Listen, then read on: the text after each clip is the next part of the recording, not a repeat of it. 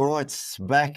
Chris is in the hot seat. He's been missing in action. Spirit broke on and swanning around Queensland. Anyway, we thought we'd actually have a bit of a chat about the currents or the recent American Championships, qualifying for the Olympics. Lots of Diamond League stuff been happening. I made a pod the other week and I chatted about a few of these things, and I was just saying to you off here about watching some of these younger athletes that have never learned how to dip at the line. Watching this young sprinter the other day comes third when she was clearly coming second, and this girl just had, the most ferocious dip at the line. She virtually bent her whole body in half to get over the line in front of her, and this girl's just casually ran through the line and come second. I can't believe it. I'm like, who's not teaching these kids how to dip?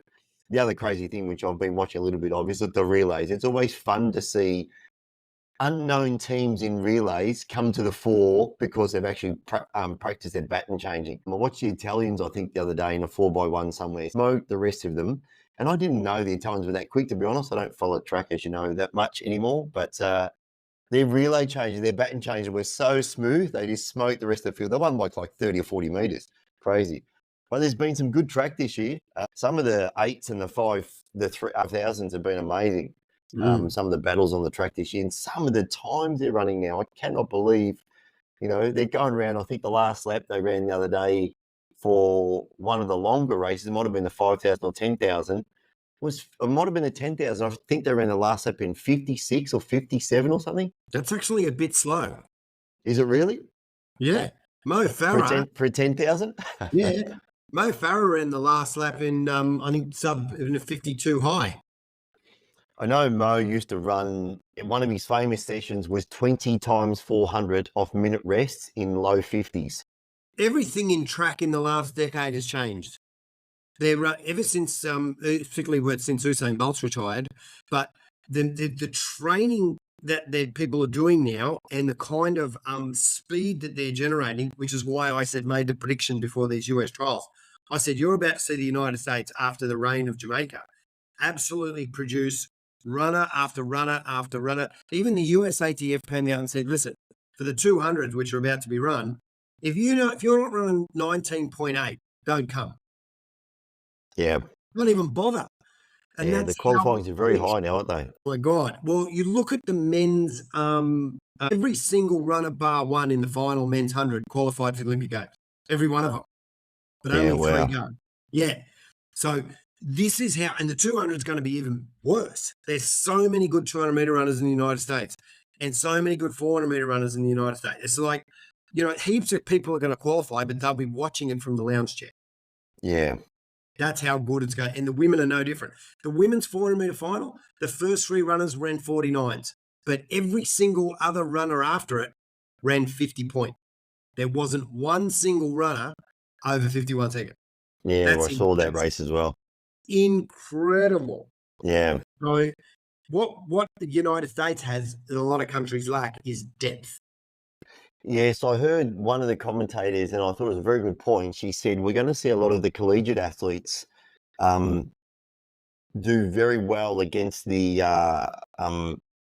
top sprinters at the moment because they've just come off their own championships. And they were still very much primed. They'd been tapering right down. So basically I think they only raced a few weeks ago in the collegiate championships. And they probably have just a few light training sessions and come straight into the Olympic trials. And I think we've seen that. Some of the runs from these collegiate kids now are just phenomenal. Yeah. But that's the thing, is that if you're only slightly off your game on the day, you're going to get done. Yeah, for sure. You're going to get your ass handed to you. And there's just so many of them in it. Even Matt Bowling, who's, how successful he was as a collegiate athlete, he's lined up in the 400s. He's run a 44 something and missed out. Yeah. Do you know what I mean? This is how good it is. And that Quincy Watts, that 16-year-old kid who ran 44, a low 44 or something, I mean, he missed out, but he's likely to end up on the relay team at 16 at the Paris Olympics. So, what do you think's changed so much with some of these times? I mean, it's yes, the US, and you're right about the depth they have, and we've made this point all the time. I mean, obviously in Australia we have no depth in track, and our support for track and field and our limited facilities that we have, it's just ridiculous in this country. As you well know, we've both spent a lot of time in the US where you go to a local college and they've got some of the best tracks, better than or equivalent to our best track in Australia and in each state, and they've got them at their local schools. So that just allows for, such a high level of training. I'm with you. Something has changed in the last, 5 to 10 years. As you know, I've got into a bit more distance running, so I'm really following more that middle distance stuff and, 5 and 10K runs at the moment. And some of these middle distance runners, some of the times they're churning out now, it's just crazy. But as you said, there's not just one or two athletes that are running these phenomenal times now. There's a large cohort or a large, segment of athletes running incredible times. I think what's changed in America, and as opposed to, and as you know, I mean, Jamaica reigned for a decade. They had incredible runners, both male and female, over distances of 100 meters through to the 400. And but a lot of these athletes, Gillian Fraser-Price, Elaine Thompson, Sharika Jackson, Asafa Powell, Nesta Carter, Usain Bolt, the list goes on, Johan Blake. They had this incredible decade of male and female sprinters. They have not been able to replicate that because two reasons. They certainly have a much lesser population, even though it's their national sport. They don't have the facilities either, but sometimes you can just have a lucky era, which they got. But what America, I believe, is really good at is playing the long game. They play the long game with their athletes. Like they've been building this for a decade, and we're just seeing the fruits of it now. And when you play the long game, we don't play the long game in Australia. We find an athlete that's run a couple of good times, then we expect them to be superstars in 12 months. If they're not, we throw them the trash heap. That's so true. We just don't care about them anymore. You either deliver immediately or we just don't care about you. So it just doesn't. We have a very short-term thinking. We don't think long-term. We're just thinking to the next meet. And athletes, unfortunately, and I've said this a million times in our own country, is when we do get a little bit of success, it's not because of the system we have here. It's in despite of it. Yeah. We just get like a Sally Pearson will come along and she'll virtually, with some help, train herself to be the best in the world. She gets no help from Athletics Australia. So that's a real issue that we have in this country. We've got athletes now doing GoFundMes that are qualified for Paris, just trying to get money to get their air tickets. Yeah, when we're having, our last Olympic qualifying event at a track in Fiji. Disgraceful. Well, when officials when we're warming up for 400 on the back straight and we've got Olympic athletes there, and the track supervisor walks over and goes, "Get off the track. Well, go and warm up on this back road with speed bumps in it." And for an Olympic qualifying event, disgraceful.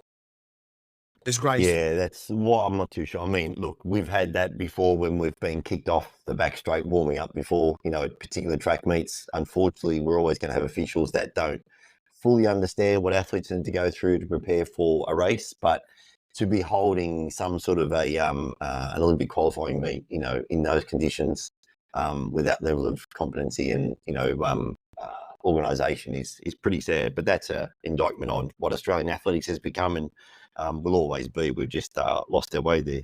Have you seen this? And I always forget how to pronounce his name. This young Norwegian 5,000 metre runner, Brixton. I think it's Ingvar Brixton or something. Ingvar Brixton. Yeah. Jakob Ingvar Brixton. Yeah. Yeah, that's him. Yeah, he's good. Amazing. Just won a 1,500 metre event. Yes, he runs fives as well. Is that correct? I think he's 15 up to 5. He's a lot of distances.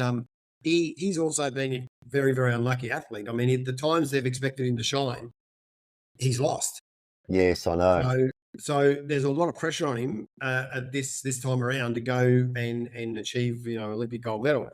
He won't get it handed to him on a plate. There's plenty of runners that are going to be in the mix. That's what I'm saying. Like, track has become so fierce at the moment across all the distances, but everything. There's no standard. I love watching that guy. He's just a pure athlete, though. Like, he loves to race. He's one of those people who can just turn up and, yes, I understand that he's had a couple of runs where he's been beaten, but he does He's not scared to lead from the front. He goes straight out in the front and just marches on. And his last lap is just phenomenal. He just winds them up. And he's like, well, I'm either going to actually cross the line first or I'm going to die trying. And I just love his attitude to actual sprinting. But the Norwegians at the moment, I've been following this, a coach in Norway, I always forget his name, Olav OLAV, out of his last name anyway, this whole Norwegian method where they have this double threshold session. They do their intervals and their threshold training. They do double sessions on the same day. And I kind of actually see a lot of merit in it. He's got so much science behind. He's doing obviously, lactate and VO2 testing all the time with these athletes. But they're basically saying that, by doing a threshold session in the morning and one in the afternoon, the full level of fatigue and your system hasn't actually gone to shit by the afternoon. If you wait 24, 48 hours, you obviously, sometimes like us running track, you get up the next day after a really hard track session, you don't feel too bad, but the following day, you just feel terrible. So they've actually got to this point where they're doing these double sessions they've got, they're producing some good athletes, but that's 3,000 metre run or 5,000 metre run has been fun to watch this year. Well, there are going to be heaps more of that. I mean, you're going to see the difference between the Olympic Games and, say, time trials is like they're running right now, is that when you're running to qualify or you're running to for a time, it's all out. You're balls to the wall, redlining, it's all out. But when you go to the Olympics, all that goes out the window. Now you're running for a medal. Yeah. So it just matters what colour of medal you want to try. 100%.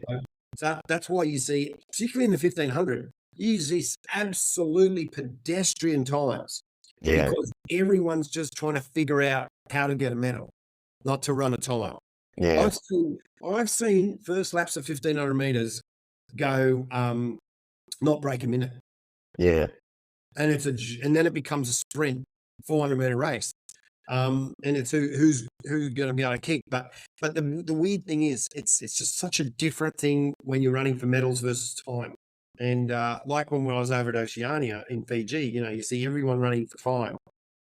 But also there's this point system because the qualifying for the Olympic Games is so hard now. They had to choose a point system, or there'd only be 4 countries in the Olympic Games. Yeah. Because nobody can qualify anymore. Like it's just how many countries do you know have runners that can run 10:03? Yeah, I know, it's crazy. These don't exist. No, exactly. So all of our athletes are roaming around the world to any event they can get into that's got the points attached to it to qualify for Olympic Games, or they don't go. Yeah. So that's the way it's gone. What do you think about this Michael Johnson's new Grand Slam track league? Well, interesting. There's a heap of cash in there. I mean, he did sign, Sydney McLaughlin. Sydney McLaughlin, yeah. A lot of pressure on her. I know because I've spoken to her strength and conditioning coach, because one of the parents here paid big cash for him to come out and train his daughter, who I actually was training last night. I was pacing her, and because she wants to be a 400-metre runner. Well, oh my God! I mean, the session was, and I didn't set the session by the way. It was 300. It's not a session I would do. 300, 250, 220, 200. The intervals, the breaks were 7 minutes. And my job was to incrementally increase the 100 splits. So we started on we ran 44.5 seconds for 300, which is pedestrian. And then on the 250, so that was roughly then a 14,800 split, which is rubbish. Now I had to bring that 100 split down to then 14.5. 14, and then on the 220, 14.2, and to keep reducing those 100 split times. She got to the 200. By the way, this is a pretty easy session. 4 runs. Yeah, with big breaks and that sort of. How old is the athlete? 18. Yeah. Shouldn't be a problem. Trying to get a scholarship at UCLA. Yeah. Got to 200. My God. Whinge, complain. Oh my God, everything's going wrong. Oh, my legs are sore. My tummy's hurts. And I said, you don't have a choice. When that clock clicks, you have to go. We wanted 28 seconds out of her. 28. She's a 400-metre runner, though. So she says. Yeah. There's a big difference between saying I'm a 400-metre runner and actually being one. But anyway, that's a different conversation. We hit at 200. What do you reckon she's run? 200. We needed 28 to 28.5. 31, 32. Yeah, that's what you read. Yeah. And the Toughness. And then Yeah. laid on the track and sooked for 30 minutes. And I said, and I walked over, father standing there. He's got a target catch. He brought this guy out from the United States. And I said, this is the difference. I said, it's got nothing to do with her physical ability. It's mental. You just can't push through the pain. And if you can't, you're never going to be a good 400 meter, because you got to feel like that and you have to keep going. Can't do it. So let's kind of talk about that for a little bit. And I've thought about this a lot, you know. Do you think there's how do you actually overcome that? When you've got an athlete of that sort of ability, or you believe they've got some sort of ability, how do you actually get them to take that next step? How do you get them to that next level? And I wrote an article or did a pod on my own a little while ago, and I think I was referring to an athlete we had in our squad many years ago, a young guy. I won't name names, but on the Olympic junior, Australian Olympic junior squad. And I remember this particular night we were running 200s, and he was a 48.5 second 400 meter runner, and he couldn't run these 6 200s off these short rests at our pace. And we were spotting him at the time, I want to say 20 plus years in age. Yeah. And, you know, one-off run, if we had to do a one-off, he would flog us. But to actually do multiple runs at training, which to get him to that next level, he clearly had to do. And but maybe you're right. Maybe if you just don't have it, you don't have it. But how do you sort of, you know, get that out of a younger athlete? How do you actually pull that thread and actually continue them on? It's a tough one, right? This is how I explained it to him last night at the track. I said, this is what's required for a 400 meter runner. And I believe you're born with it, with this particular trait. And I said, when I was skiing down at Perisher Valley one time, I said, all my mates said to me, I bet you can't go straight down, hit that jump and go over that come-through. And here's the difference between a 400 meter runner and someone who'll never be a 400 meter runner. When they said that to me, that I couldn't do it, before they finished their sentence, I was already halfway down the slope. Did I jump the tree? No. Went straight through a couple of branches, landed on my head in a snowdrift. But here's the difference. The guy that can't be a 400 meter runner is still standing at the top of the hill wondering if it's possible. The other guy is already gone. She doesn't. And if you've got that little X factor that says, when someone says to you, I bet you can't run flat strap to 300 and let's see how long you can hang on for, most people are going to go, I do not want that. I'm not doing that. I know what that's going to feel like, and I'm not going there. The other guy's already in the back straight. That's what you need. If you want to be a good 400 meter runner, you've got to be prepared to literally stare at a grizzly bear and punch it in the face and not worry about the next 50 bangs in the head and claws and teeth you're going to get. If you're not worried about that, you'll be a good 400 meter runner. That's how I explained it.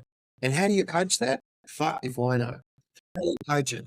Because if you've got, like I said, I actually said this about another kid who we got. I said, you know that cavity that's in his chest where his heart's supposed to be?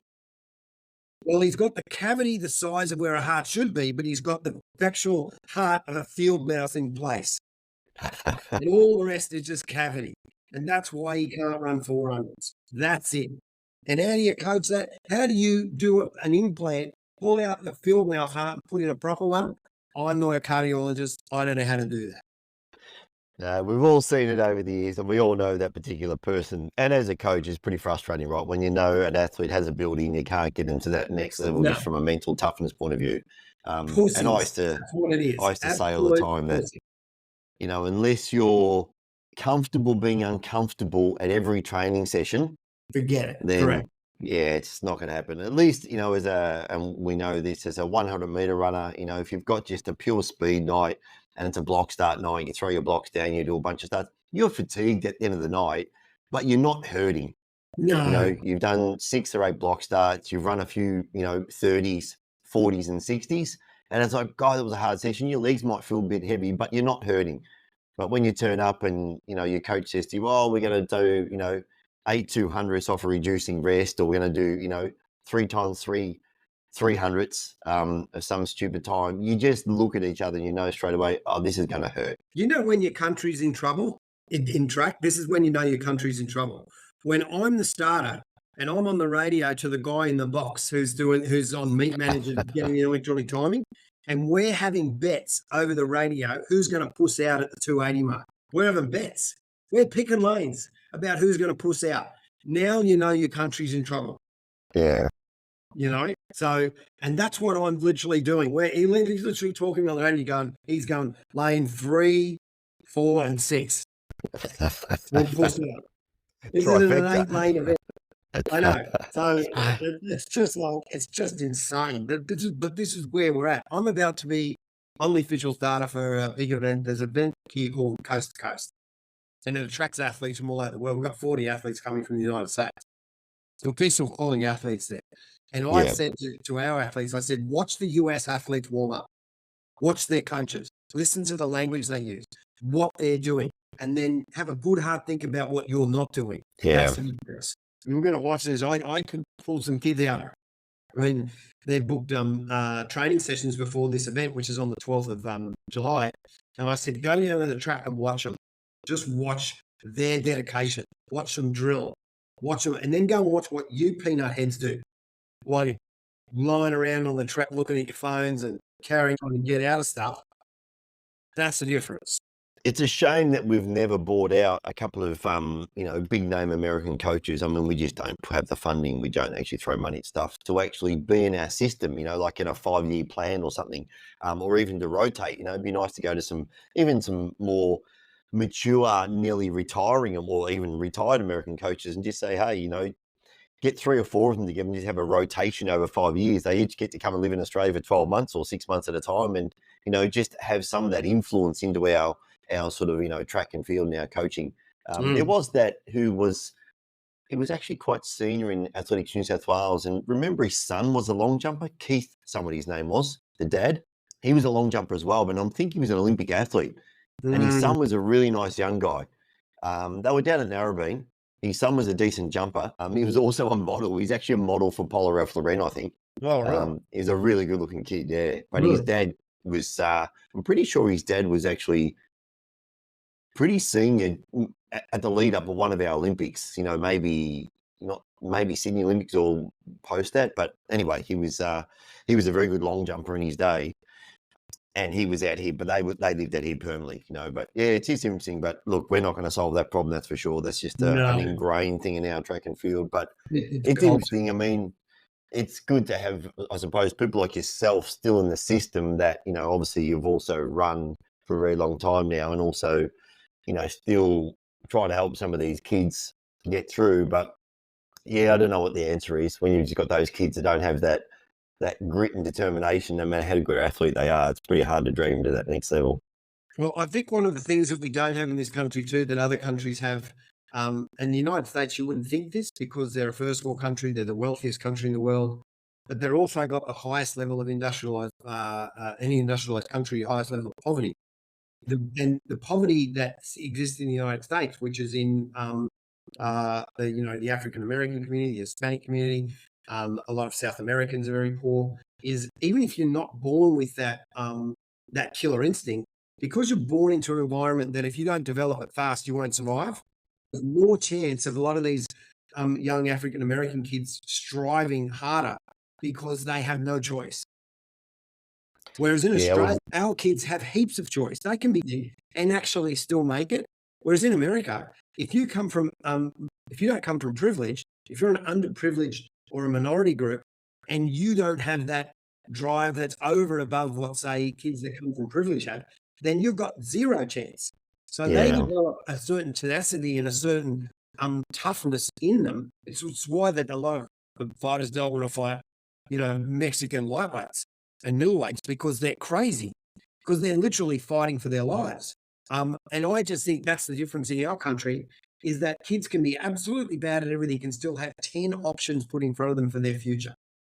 And they I was going to actually highlight, that's a great example of the UFC, it's been one of the fastest growing sports over 30 years now. 30 years ago, Dana White, and love the guy, hate the guy, my God, has he actually created an amazing business. Yeah, incredible businessman. And he's just he's vicious and hungry still, in his mid-50s, and he said he wakes up every day looking for a fight, not a UFC fight, a fight with someone else, when all the states or so many states ban UFC, and he just would get up and just ferociously every day just pursue to get that sport legalized somewhere else. But you look at that, in fighting as a sport, it's always created an opportunity for people that have had nothing to actually do something with their lives. And, I was watching just some fights on the weekend, and one of the guys, I forget who they were talking about. Oh, no, it was a particular guy who lives in LA now, Rodriguez. And he's Mexican, but he lives in LA, and he's been in and out of jail. He was a gangbanger. I think he's actually been shot, and he found fighting. He got, introduced to a fight club, and he started to actually train and just fell in love with it. Now he's actually fighting at the highest level in the world, and he's now helping, kids and whatever else. But I think that's one of the best examples of sport where it does drag a lot of people out. And as you said, but I suppose many people fail that as well. They go to these gyms and they just don't cut it. These don't have, and they end up back on the streets, right? So I'm sure there's plenty of failed stories as well. Oh, there is. But the thing is, the whole idea of when you talk about biology and the old argument, you've got nature and got nurture, which one is provides more of your characteristics, and it's obviously it's a combination of both. But I always remember, Mike Tyson, who said, if he said, I get up at 4 o'clock in the morning to train, but if I ever find out any of my opponents are doing that, well, I'll get up at 2. That's what's required, though. That's what I'm looking for. If I look at a 400-meter athlete, I want to hear or see that kind of language. I want to hear that kind of thing. I want to see an athlete and I say, do you reckon I'm going to get you to do 300 as pretty much as hard as you can? I'm going to give you a minute rest and see how much you got to take and go to 150. And I want you to give it everything you've got. If I hear an athlete go, oh man, I'm going to have a crack at that, versus the other athlete that goes, I don't want any part of that. That's the difference. And that's what you look for. When you find that, you just got to hope that that is also matched with ability. Because I've seen plenty of kids that have got that and couldn't run up the shot for carton milk. So yeah, for I sure. might have to run at anything, but the thing is, they just got no talent. And sprinters are born. You don't wake up and you can't sprint, and when you get a good coach and you're a sprinter, that doesn't happen. You're born with ability. They talk about entrepreneurs in the same sort of vein, and there's a lot of these more mature entrepreneurs now that have actually done, extremely well. They talk about they would actually, they're not worried about the kid's action, but if they find out he had a lemonade stand when he was 10 at school, they want him on their team straight away because he was out the front making lemonade when other kids are actually playing outside. So, and I agree with that sort of stuff. That's what just separates some people out. Go and listen to, Tom Brady. He's made a very short 2-minute speech recently. And it was a really good one. And go listen to it. It's just Google it in the YouTube, you'll see it. And I played it for these people at the track the other night. I said, I've been banging on about this for ages, but you know what? Just listen to this 2 minutes. And he says everything that I've been saying very succinctly and very clearly about, and basically it's saying, mainly for kids as well. When the kids are bigger than you and you've been beat up and you're bruised and you go home and you're this, that, and the other, and the kids are going to make it, the ones, they're going to turn up the next day. And not because they're going to make it, just for the opportunity to try. And they'll keep turning up and they'll keep putting themselves in harm's way. They'll keep doing it and I'll keep doing it. And that's what we want. And he said, I look out over this friend and I see all my teammates will basically throw themselves under a bus for me. And I'll do that. That's what's required. And just go listen to what he says. And it's like, and I played it 2 nights ago. I said, this is what you guys need. I said, if you can't get this and understand these concepts, forget it. I don't care what you just never you're going to get to the 280 mark in the 400 and you're going to puss out because you just don't have it. And how do you coach it? I don't know. No, for sure. Challenging for sure. That, if you knew how to coach that, you'd be a billionaire. Yeah, it's like the magic formula to many things in life. It is. It's the magic beans, and how do you coach? I don't know, but I'll tell you what you do know. You certainly know when you meet it.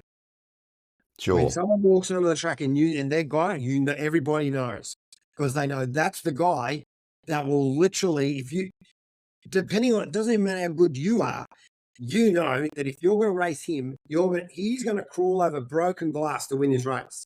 To meet him, you're going to earn it. You will not get it for free. That's the kind of stuff that you need. And I always say that to Waitley when I'm racing. I say, I mightn't win today, but I'll tell you what, whoever beats me is going to earn it. Yeah. They're going to earn it. They're not getting it for free. When does the US track finish the current? What are they? Is it the US Championships or what's it actually called? Olympic trials. They're using Olympic trials. always It's just using Olympic trials. Yeah. the 200. There's still more, heaps more to go. Like 200s, I think, starting soon. Pumpings are done. The 800s are done. 400s are done. Yeah, they're just moving for, I think, the 200s are coming up. So they'll be done soon, and then they'll announce the Olympic team, and that's that. And they'll just fine tune for August. Yeah. I'll have a bit of a watch and maybe we can reconvene and come back on the chat. We might leave it there. I need to get off and do some work, but good to chat. And that's it. Have a great day and bye for now. All right. See you, Cheers. mate. Bye. I did.